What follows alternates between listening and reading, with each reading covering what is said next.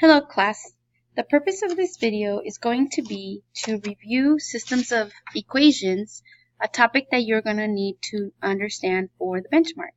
The first thing I want you to do is go to your worksheet and you are going to cross out number 11 and replace it with the following. X minus 4y equals 8. And then replace 4x with 4x minus 3y is equal to negative 20. You're also going to replace number 12, and you're going to do that with negative 3x plus y equals 11, and 2x plus 7y equals negative 15. So when you are solving for systems of equations, what you're going to need to do is pick the variable that's easiest to solve for. That variable is going to be the variable that has a 1 in front of it.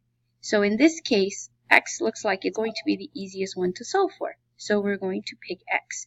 Now, if you pick x on one variable, on one equation, then you got to solve for x on the other. You cannot solve for x on one and y on the other. It has to be the same one. I like to be organized, so I'm going to put these side by side. And then I'm going to go ahead and solve for x, which is what I intended to do.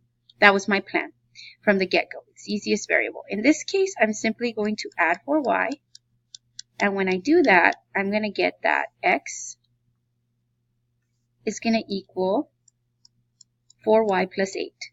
4y and 8 are not like terms, so you just put them side by side. In the second equation, I'm going to have to do just a little bit more work.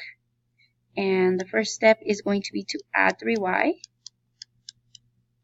Okay, and that's going to cancel the 3y, but it's going to leave me with a 4x, and on the right side, 3y minus 20.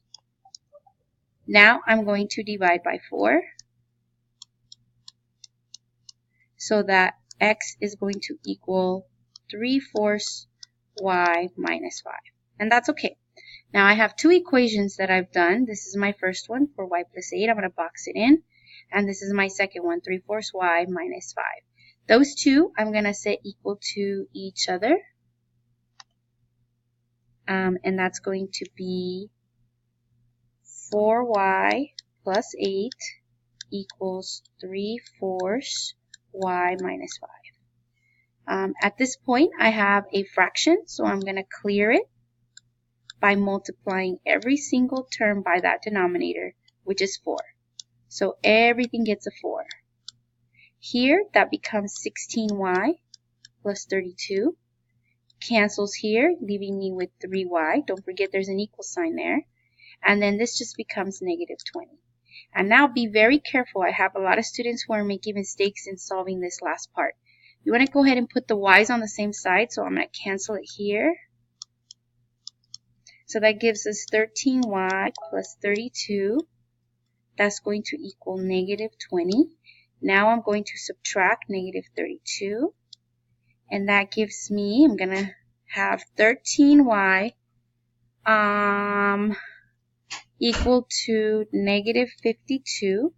So then I will divide by 13, which gives me y equal to negative 4. Now that I have y, I'm going to replace that into my x expression. I'm going to use the easiest one. So I have 4 times negative 4 plus 8. That means x is going to be negative 16 plus 8, which is negative 8. And that's it. We found the two variables. And we're going to write them as an ordered pair. Okay? All right, you're going to finish up the assignment and prepare for your benchmark. We'll see you tomorrow.